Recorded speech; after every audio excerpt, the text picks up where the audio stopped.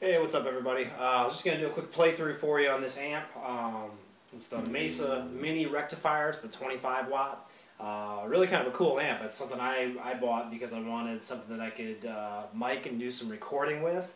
And then of course something I could use for just practice at home without, totally annoying all my neighbors. So, and the nice thing about this too is, even though it looks small, this thing is so unbelievably loud that it's going to work just fine for rehearsals and potentially even some smaller venues. So anyway, I'm going to do kind of a quick playthrough, and then I'll probably talk a little bit more about it at the end if you're interested in that. So 2 channels, and then each channel has 2 different modes. So your clean channel's got clean and pushed, and then your lead channel is got vintage and modern. And then you can also dial this thing down from 25 watts down to 10 watts. Although my opinion is that the tone suffers a little bit when you dial it down like that. So on the clean channel, however, there really isn't much of a difference in sound between 10 and 25 watts, and there's really not much of a difference in volume either. So I won't mess with that, and then I'm going to leave it on clean. I'm not going to switch it over to pushed because I don't think most people that buy this amp are buying it for the real high gain stuff, not for a pushed clean sound. So anyway, I'm using a Jackson. It is a 7-string guitar. I'm using this one because it's got passive pickups. It's also got a coil tap. So you'll be able to hear a little more different tones through it. So here goes. I'm on the bridge pickup.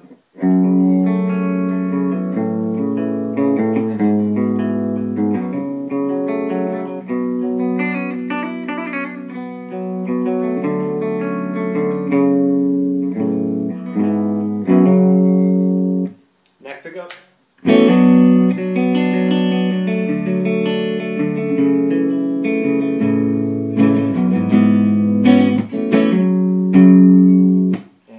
Pickup coil tap.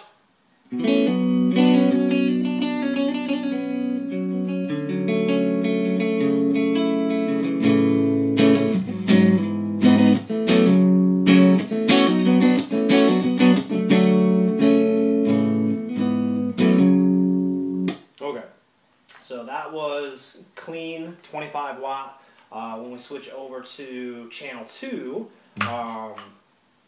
I'm going to show you the vintage setting. Now, one thing that's tricky with this amp is that all these different settings on channel 2 are so different in volume. It's you got to be ready to readjust that every time you make a change. So this is the vintage. I'll go 10 watts vintage. And then everything I'll do here is going to be on the bridge pickup. So.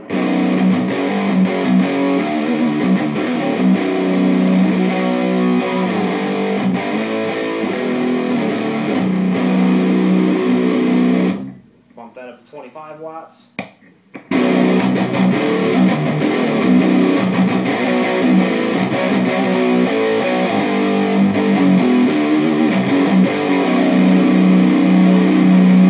So the vintage has a real nice, to me it sounds kind of like a Marshall type sound, more of a an 80s thrash type sound. So when you go over to the modern setting, it does jump the volume quite a bit.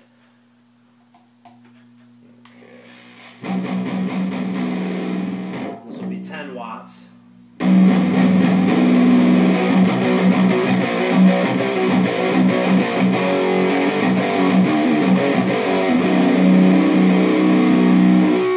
So at 10 watts, it's really good for the higher solo stuff.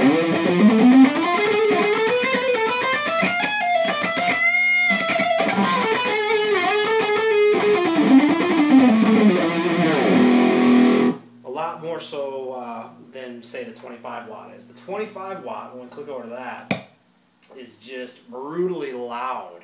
So that's maybe the flaw of this amp, is that the 25 watt, in my opinion, sounds the best for the high gain stuff. But if you live in an apartment, or if who knows, if you're still living with your folks, you will not be playing this in your bedroom late at night across the hall from them. So, but anyway, here's the 25. Really loud.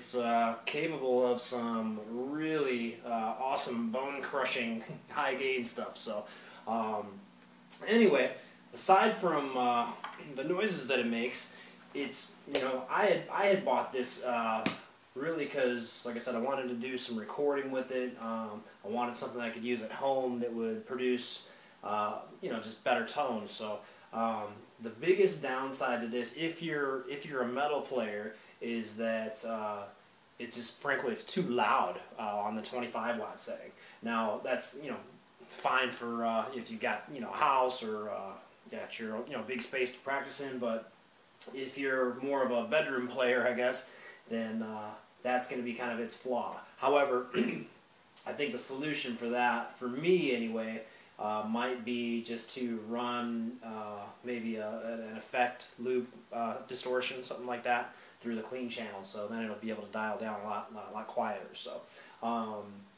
anyway, as far as the other features, I mean, you probably, if you're looking to buy one of these, you probably already learned as much as there is to know about the features of it. It's cool because it's really portable. I mean, it's extremely small in size. Weighs, I think they said it weighs like 12 pounds. And then it's definitely got enough juice to run, you know, up to a 412 cabinet. It's running the 212 just fine. So yeah, if you have questions about it, be sure and let me know. I've had it for a few days now, so I think I've, you know, learned a little bit about it and gotten kind of used to it. So let me know if you have questions, and then I might even do another sound demo with this with a different guitar, something with active pickups too. So if you guys are interested in hearing something like that, let me know and I can put that together too. So alright guys, talk to you later.